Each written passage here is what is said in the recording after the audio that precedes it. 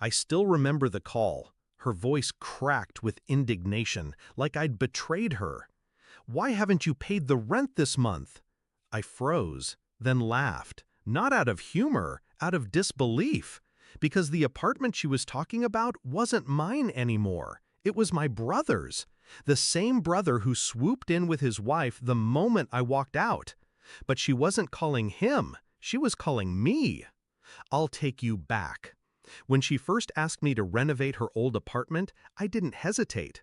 I poured everything into it, my weekends, my savings, my sweat. Fresh paint on the walls, new cabinets in the kitchen, even rewired the faulty sockets she'd ignored for years. When it was done, she looked at it with pride, and for a brief moment I felt like a son who'd finally made her proud. Then came the contract.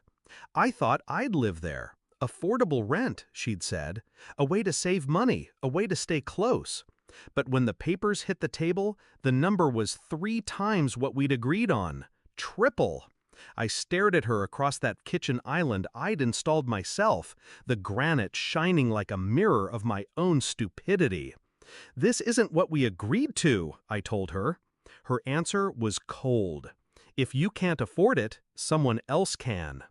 That was my first lesson. Family, when money is involved, doesn't always mean family. I left quietly. No fight, no tears. Just a packed bag and a lease I signed across town. A smaller place, sure, but mine. Paid for by me, not dangled like bait from my mother's hook.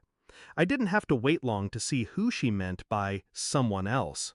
My brother and his wife moved in within a week. The golden boy, the one who always got more, needed less, and yet somehow demanded everything. I thought I was free, but freedom has a funny way of being tested. A month later, the phone rang. Her voice sharp and trembling. "Where's the rent? Why haven't you paid?" I almost choked. "Rent? For the apartment?" "Yes," she snapped. "Your brother says he's still waiting on you. We had an agreement." That's when the truth hit me. She hadn't just rented the place to him, she had rented it to me on paper, without me signing, without me paying, without me even living there. And she was funneling the responsibility onto me, my name, my credit, my life. The betrayal was almost elegant. But I didn't shout, I didn't break, I smiled, because I realized something. She still thought I was the same naive son who rebuilt her kitchen for free. She didn't know who she'd created the day she tried to scam me. So I made my move.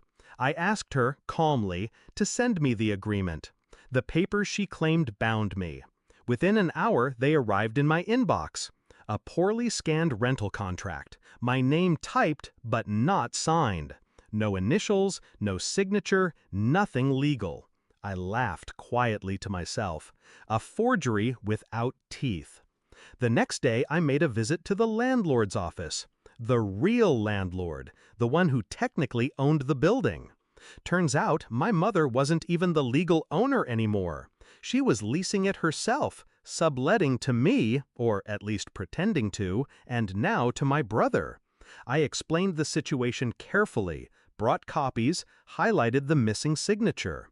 He wasn't happy, not with me, but with her. She'd been skimming off him too. And that's when I laid out my plan. I didn't attack directly, no. Revenge, real revenge, is quieter, colder. I simply stepped back and let the dominoes fall.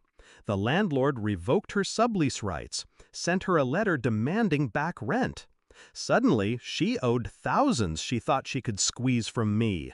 My brother, the golden boy, was now living in an apartment that wasn't hers to give. Within weeks, eviction papers followed. And then came the call I'll never forget. Her voice was broken this time, ragged from crying. "They're throwing us out! Your brother has nowhere to go! What did you do?" I said nothing for a long moment. Let her sit in the silence she'd built for herself.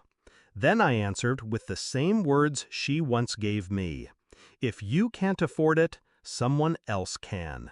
The fallout was everything I imagined. My brother blamed her, she blamed me, the wife blamed everyone.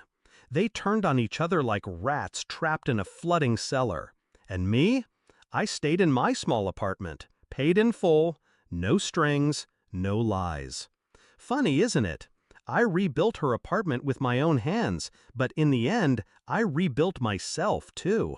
Stronger, colder, unwilling to play the fool again. She wanted a tenant, she got a lesson. And now when I hear her name flash across my phone, I let it ring. Because some debts, once settled, don't need revisiting.